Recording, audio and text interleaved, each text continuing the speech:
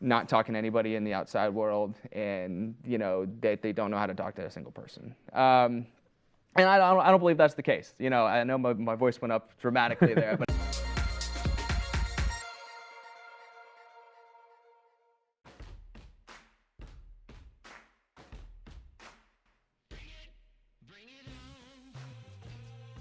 Hello everyone, welcome to the second episode of the Wichita State Esports podcast.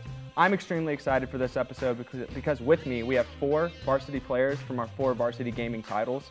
So just a little recap, our 4 varsity titles are Overwatch, Rocket League, League of Legends, and Counter-Strike.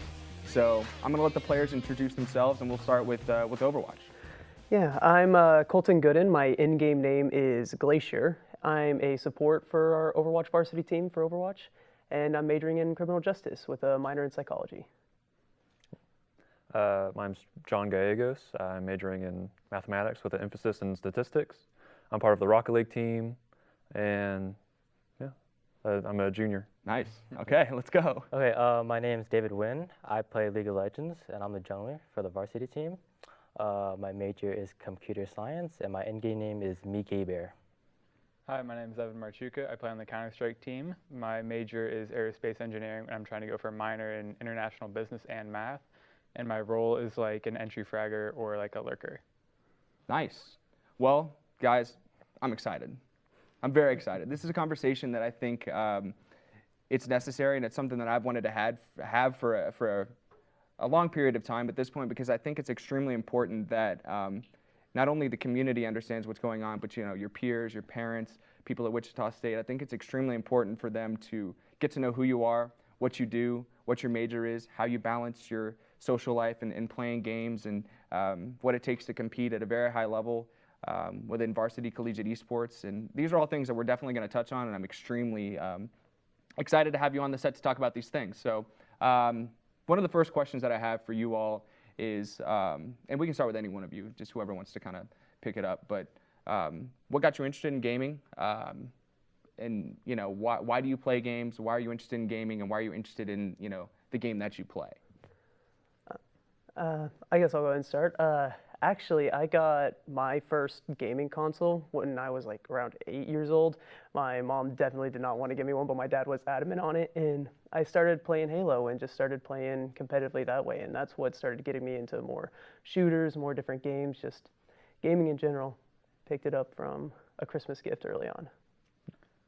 Yeah, like I started out with like one of those educational game consoles when I was like 3 or 4, and then I got like an Xbox, like an original Xbox, and then it just kept like building up from there. And then I got a 360, got like Halo and Battlefield, and then I just found Counter-Strike on the PC and was like, hey, this is pretty cool, and I just stuck with it.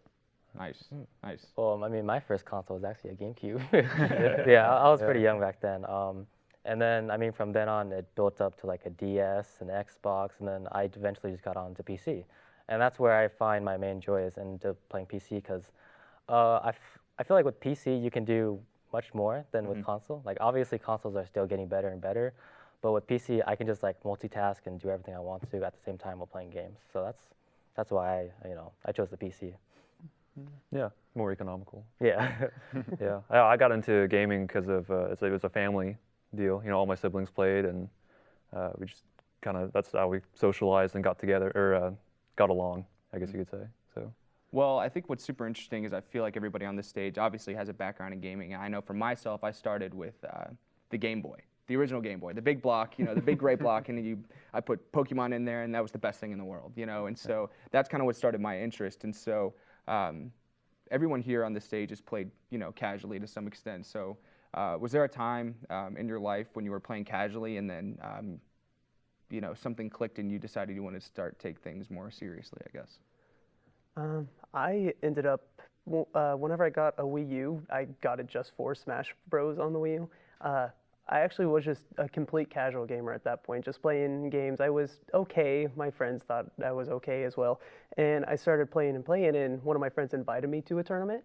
And that's whenever I started realizing I might actually have something here. I might be able to do something with this. And so I just ran with it and started playing Smash competitively. Nice. Yeah, like I don't know, I've always been like really competitive. Like even when I was like playing baseball when I was like 6 years old. I was like, I want to be a professional player. And then when I started to play like Halo or COD, I was like, I want to do this professionally. Like, this is what I have the most fun in. So like, it just kept, I've never like not been super casually. So like any casual game, I just can't really like dig into. So yeah. I mean, going on with him, like I've also myself have always been a competitive player. When it comes to sports or just anything, you know, like when it comes to those math tests when you were younger in like kindergarten or something or middle school, where like you had to do 6 times 5 on a piece of paper. I mean, like I was always competitive, and I'm like, I want to finish this first. And so I mean, it just came as a young age. But I've always been competitive. But I also play casually. But I lean more towards competitive games. So that's just me.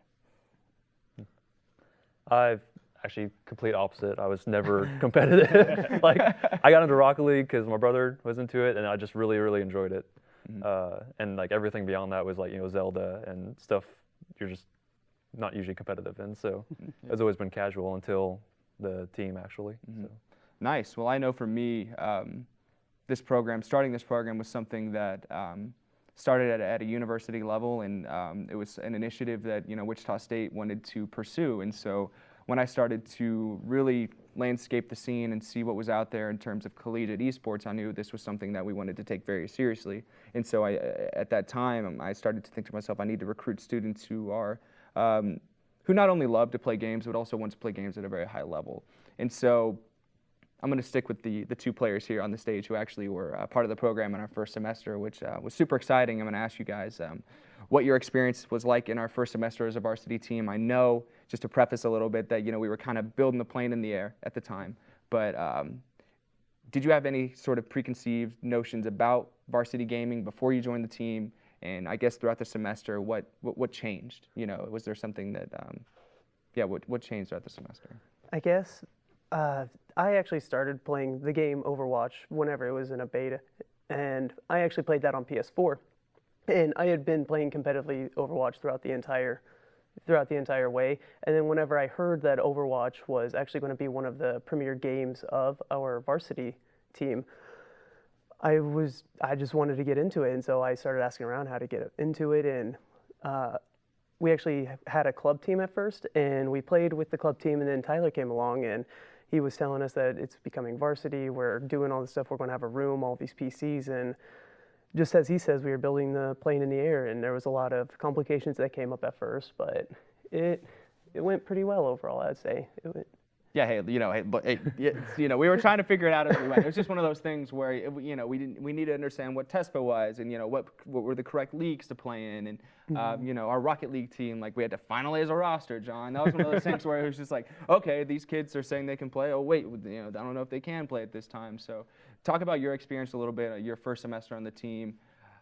We don't necessarily have to talk about maybe the amount of games we won, but we can talk maybe more about just your experience and the difference between playing in the club versus, you know, joining the varsity team, the time commitment, those things. You know? Yeah, absolutely. I remember going from, you know, like the fall, it was going from fall to spring, and the fall semester was still kind of that casual, like, you know, we were still trying to get into the competitive scene, going to like C-Star and stuff like that, but going to the varsity team now, it always felt like that next step.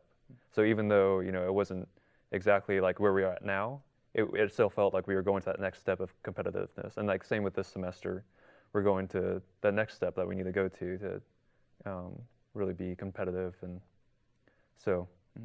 Yeah, no, I would say from our first semester to now, it's been such a giant leap. And what's super exciting is we have 2 people on stage here who are freshmen, who this is their first year part of the program. They don't know any different. They don't know what it was like in the first semester of just in the room, just committing and playing games and just figuring out as we go. And so we just got done with the YMCA event, which was super awesome. It was a great event. The Y did a great job. Cybertron did a great job getting the PCs out there. Midwest did a good job organizing the event. So many sponsors. There were so many great things that went on.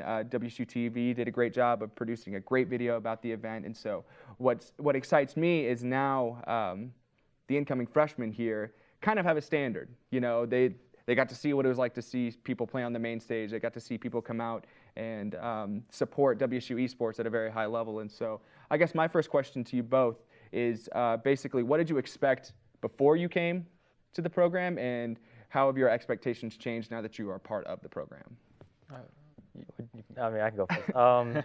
I mean, personally, I didn't think I was gonna like join the varsity team or like even try, because at first I didn't even know if I was gonna go to college or not, right?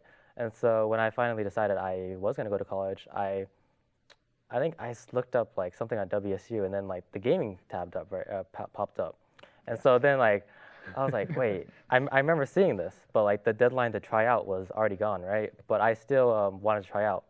So I believe I joined like the gaming club Discord, and so I reached out to one of the people on there, and then like they told me, hey, well, even if the tryouts are passed, you can still try to come in and see if we can, get you involved and do all that stuff. And I mean, that's how it happened, and I mean, it passed my expectations. Like, I played at the EEB a while ago, or like tournament-wise, right? And so the PCs were kind of like ish. But when I but when I walked into like the varsity gaming lab, I'm like, wait, these PCs are not like. Yeah. Okay, I'm glad you had that feeling, because Yeah. there was a lot of time and investment put into that room. But yeah, I would say for David's process, it was super interesting because we had tryouts last semester because we wanted to we had a process that we made sure everybody went through in terms of vetting everyone and making sure that we're meeting the appropriate skill ranking, because within the collegiate scene, this is one of those things. I don't think people truly understand the level of competition that it is required to play at. It takes a lot of time, a lot of dedication, and so whenever we had those tryouts, we had a soft roster. We had an idea of the people that we wanted to have on the team, and then we had a couple more people in the fall that came through, and so we've sort of integrated them into the roster and moved them into, especially for League. And so League is one of our brand new games, and we're super excited to have that game on campus. And so I'd say so far the roster's looking pretty spicy. It's looking pretty good. I'm super excited about that. Every day I step in that room to play practice, I'm like, I'm happy. Like even if we lose or win, I'm still having fun with everyone. I love that. It makes my heart feel good when I say stuff like that. So Evan, I would say for you, I actually know you had a couple of different schools that you were looking at. Yeah. And I always kind of like to say that you, Brock, and Truman were kind of three where I didn't necessarily recruit you, but the fact that we were moving into Counter-Strike, it was one of those decisions that I thought to myself, okay, we have these three extremely talented players that are possibly looking to coming to Wichita State. In my mind, I was kind of thinking, what can we do here to help kind of, let's get you here. Let's get you in the room. Let's get you feeling, good about Wichita State and something like that. So did the esports program having a Counter-Strike team play a factor in your decision, and what's been your experience like so far on the team? Well, it definitely did. It was a small factor because I played for like 7 years before coming here, and I was from semi-pro, and then I kind of dropped down a bit, so I wasn't really looking at esports too much. But when I found out that it was like becoming a varsity actual addition, I was really on board with it because I was probably gonna come here anyway because it's really close to where I live. And it's a lot easier than going to UC Irvine or Robert Morris in Chicago for Counter-Strike. Mm-hmm. And then going into it, I didn't really have high expectations because it's one of their first semesters as a program. So I didn't really have anything that I was looking forward to, other than just playing and having a good time. And it's been really good so far, and I'm really impressed. Okay, well, that feels good. I don't really know what else to say about that. But I mean, I would say the difference from where we were at starting in the first semester and now moving on to the second semester, I mean, Colton and John can vouch. I think in terms of consistency, practice times, all of those things, it was just so hard to get those times established when, I couldn't get the word out about, practice times before they even set their schedule. So I know one of the most important things as a student, and especially as a student on the varsity teams, you have to manage your time between, practices, solo queuing, and playing just to better yourself, and then you have to manage school as well. So, and this can be for anyone. That doesn't have to be in any specific order. Just is there, maybe for the two here, is there a tip or a trick that you have learned in terms of how to, manage your time between playing competitively and being on the team and making sure you handle all of your schoolwork and things like that? Mm-hmm.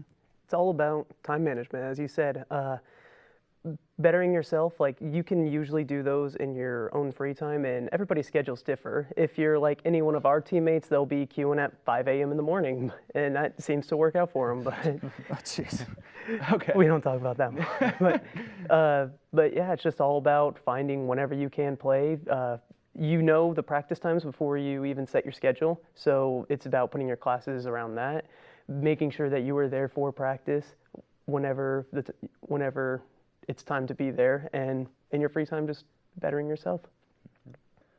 Yeah, definitely the having a set practice time before we made our class schedule and everything, that really helped. And the real uniqueness about esports is that you can practice whatever you want, and you don't necessarily need your teammates to improve on your own skills. Yeah, I would say, in terms of managing your time, I've seen, especially the first two teams in the program that we had, Overwatch and Rocket League, they've done a fantastic job of managing their schoolwork and their school load, and when it comes to playing. And, we have people on both teams that work full time. And I think that's something that some people don't understand is the same amount of time that you're sinking into a traditional sport like baseball, basketball, track, any of those sports that are, great sports here at Wichita State. I would argue that our varsity esports students put in just as much, if not more time.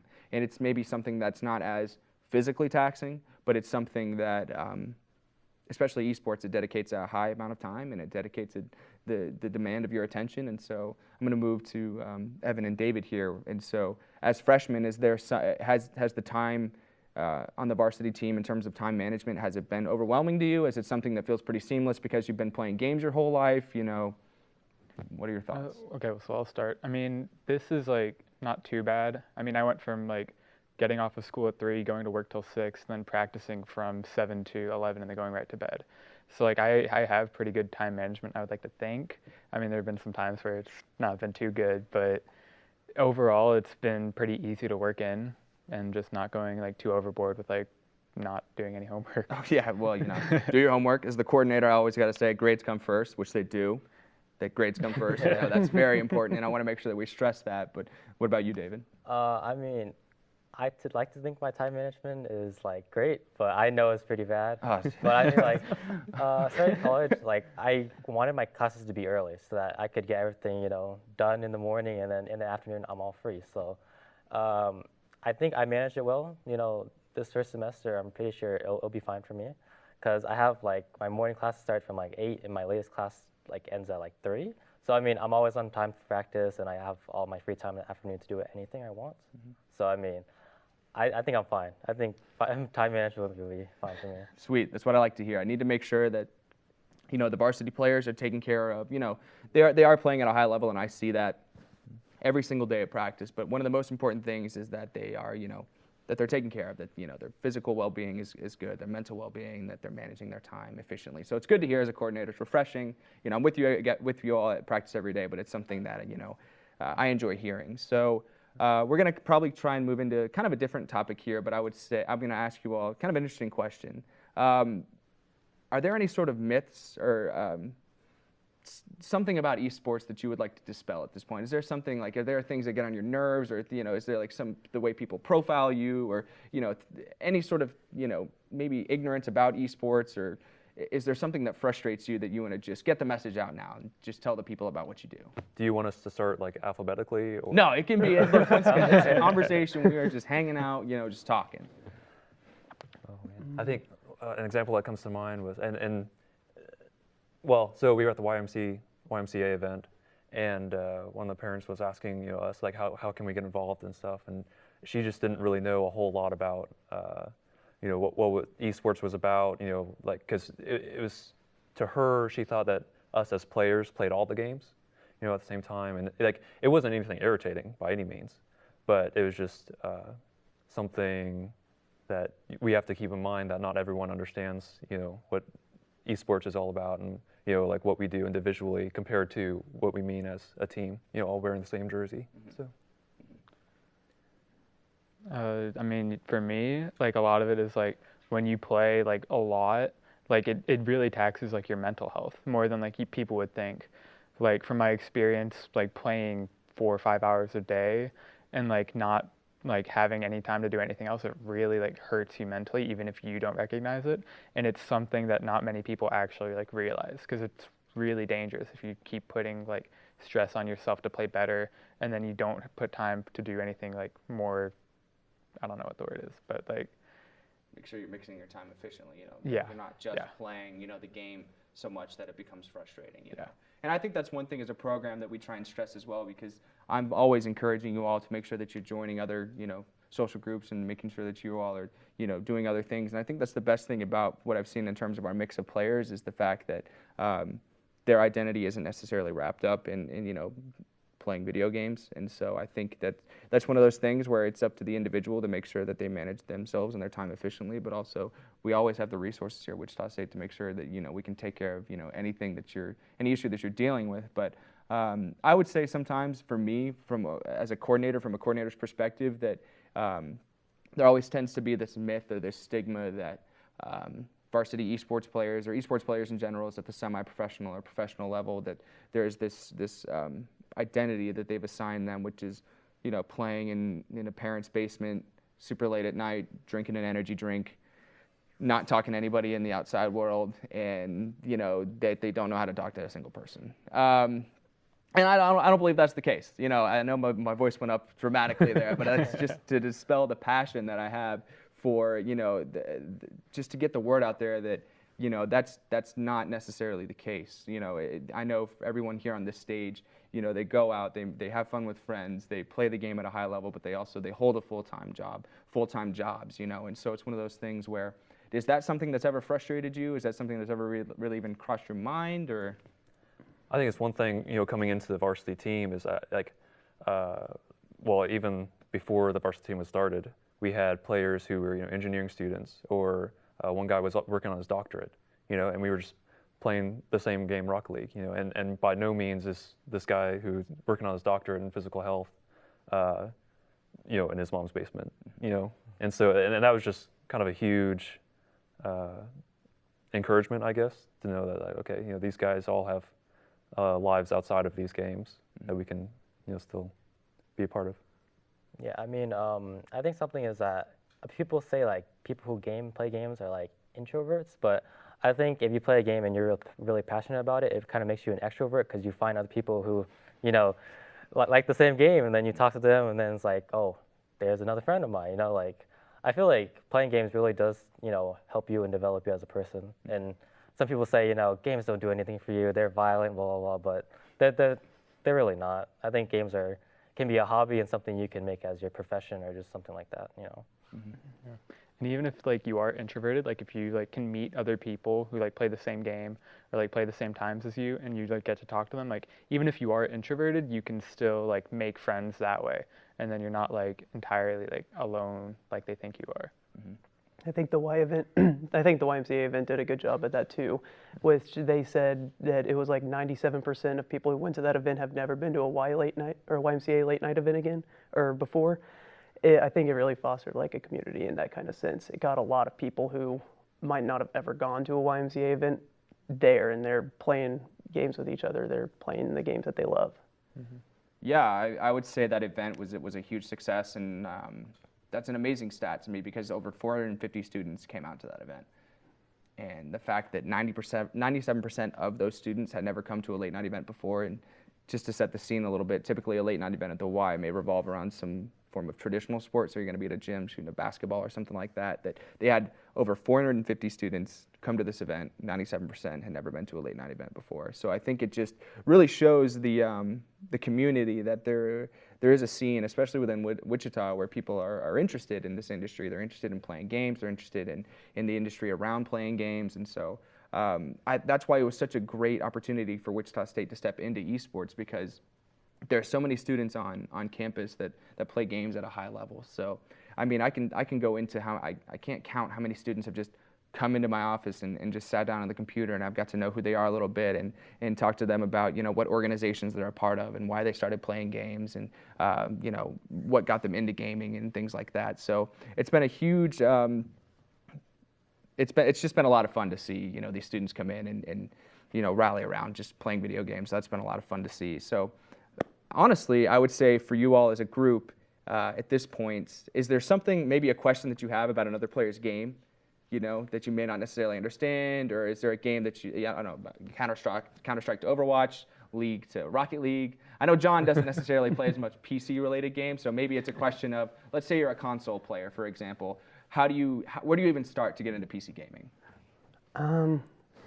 Well, since I was a console gamer and I did make that transition over to PC, all you just got to do is you just got to do it. Like whenever I started playing for the team I had barely played Overwatch PC. Like I was actually playing on a mouse pad that was like, I don't know how this is gonna trans out, but it was super small, and I had to have my sensitivity like way up, and I could barely aim anything, and I was only playing Mercy because that was the character you didn't have to aim with. And then my team was like, no, Ana is meta right now. You got to play Ana. And I was like, I can't aim though. I can't do that. And so it was like a trial by fire kind of thing. And so over time, they helped me with my sensitivity of the in-game cursor, and over time, I just got better at aiming.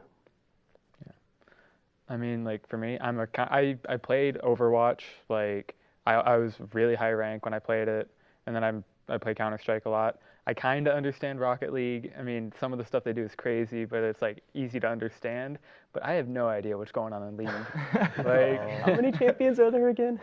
100 plus, I don't know, but like only a few of them, or a small champion pool is like meta right now that you can really like play in competitive. So what does meta mean? I mean, you can't, Meta, I mean like, so I can say like the meta changes every like year and stuff, or every month, because there are patch notes. Like every game has patch notes. It changes how the game is played, or how something is way better than the other thing, and then like that. And so with each patch comes a new meta, and a meta would be like, oh, maybe this champion's really good this time, and then this champion who was really good before is now really bad because they like tuned down how good that champion is, and then it just changes every time a new patch comes out. And so that's how the meta really works for League of Legends. So I mean, yeah. So does that something similar like that happen in Counter-Strike at all? I know they rotate maps, but the op, I remember the op. Yeah.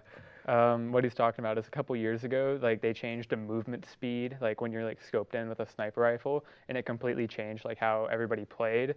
But like for the meta in Counter-Strike, it's like they change one map out of a map pool of 7 about every year or so. And then they also change like money values, because like you can buy like guns or grenades in the game to like use, and they'll change like some of the money values, so like the economy is completely different to what it was before. Like 1 year ago, I think they completely revamped the entire system, and it's still like people are still getting used to it today. What about in Rocket League? Well, so to clarify, meta is like Most effective tactic available, I think, is what it Okay. stands for. Okay. Just nailed it. I'm gonna be honest, I wasn't glad. exactly sure what that meant. Yeah. The I don't know acronym, either. but Yeah. Yeah, I'm glad you clarified that. Because now, okay, so with Rocket League, I want to say it used to be the Octane, and it still is in the sense. Octane is what? Octane is a version of the car. It has a certain hitbox. And that matters. Yes, the hitbox, because Rocket League is all about soccer with cars. So it's as if it's what kind of shoe you wear when you're playing soccer. It's the same. It moves to the same concept as what kind of hitbox you want to have. And Octane is a very like universal kind of hitbox. It really encompasses a lot of them. It kind of averages them out. And I'm not sure. Like I know in one of the first RLCSs, I think they only used Octanes. I'm trying to remember. Anyways, most pros RLCS 2, I wasn't necessarily there. I wasn't following it as intently as I do now, but I can understand what you're saying for sure. Right. Yeah, Octane was definitely meta, and I think now they've kind of, well, now I think they only have 4 main hitboxes, and so it's kind of evened out, and depending on what kind of player you are is depending on what kind of car you're going to choose. Colton, the meta we're in right now for Overwatch. For Overwatch. Oh my goodness. The double shield, They implement a change to try and kill the last meta, and then they make a meta worse than that. So did Sigma ruin 222 in your opinion? I think Sigma's fine just because he is super high skill. Sigma being one of the new main tanks that just got introduced into the game, his whole gimmick is he has a barrier that he can just kind of throw out, place it, and retract it wherever, and it can just be everywhere. But that brought along with this new meta, I'm going to say, is not everybody knows how to play Sigma or how they're going to do it. So people were just picking Orisa with that being another barrier tank. So now there's just barriers everywhere, and there's a whole bunch of memes everywhere. Shields all over the map. Yeah, it's just, and then you've got Symmetra, who her ultimate is just a 5,000 HP barrier across the map. There's just barriers upon barriers everywhere. Yeah, when I played Overwatch, it was just like 2 tanks, 2 healers, and then when it got to like the dive comp a couple years ago, I was like, no, I can't do this. I don't want to. Like some of the metas, like from when I played, were really frustrating, and some of them were like really fun. Dive definitely made the game a lot faster, and I guess Goats also kind of made it faster, but Death Ball and Bunker definitely slowed the game down right now. And right now we're in like like kind of like a mix of them. It's bunker, but it's like the point of that bunker is to move closer to the enemy. So it's kind of like a charging bunker. Yeah, it's like a just slow progression Yeah. to the end, I guess. Kind of mixing all of them. Yeah. I mean, like I never played Overwatch like that. Like when I first got it, like when it came out, and I play casually, and then like that's still how I play it. I just don't understand the meta. I don't like. He was like, moving bunkers don't move. They're in the ground for a reason. It definitely starts out kind of complicated because obviously there's like 31 heroes. Definitely not as many champions as there are in League, but for the most part, every hero has had their time in the spotlight. So there's definitely a thing where you have to learn all of the heroes and what they're good against, what they're bad against, and yeah. So one of like kind of the last questions I'm going to push into here is collegiate esports versus professional esports. What would you say kind of the level of difference is? And so some of you, you know, we haven't really kind of dove into official varsity competition just yet. We'll start that with C-Star here soon, Collegiate Star League. But just honestly from the outside looking in and those who have competed, how big is that gap, if there is a gap you believe in the game, you know, or the game that you play? Well, I'll start since I've talked about it before. For Counter-Strike, there's a massive gap. Like the best team in the world right now, it's Astralis. They're like a Danish team. They probably play 12 hours a day, 6 days a week. I mean, whereas with like collegiate, we have like a couple, maybe 5-10 hours a week to practice. And even from like the semi-professional levels, like in the Premier League right now for Counter-Strike, there's a complete like gap because like not a lot of the players who play Counter-Strike, the game's been out for about 20 years now. Like there's a lot of people who are out of college playing like professional or semi-professional, and like right now there's a swarm of like younger kids coming into like the top, but most of them aren't going to be playing collegiate sports because they're going straight to professional. I mean, League of Legends competitive, and you know, collegiate. Like League of Legends has been around for like a long time, right? Like a bunch of years, and so I mean, like I think back then the difference between pro and like collegiate might have been like really big, but I think as you know the years gone on, like kids have been getting better at games or like understanding games in general. So like I don't believe the skill gap is too big because like and in League of Legends anything can happen, right? Like you could turn one kill into a whole win if you want to, because you know League of Legends is a 5v5. If you kill someone, it's gonna be a 4v5, and you know I don't think skill level matters too much. Maybe like at some point, but like if you're challenger is the highest, right? And then like there's masters, which is below that. And so I mean like any team can win with any rank basically. You just have to find the opening to do it. So in my opinion, I don't think the level cap is too big.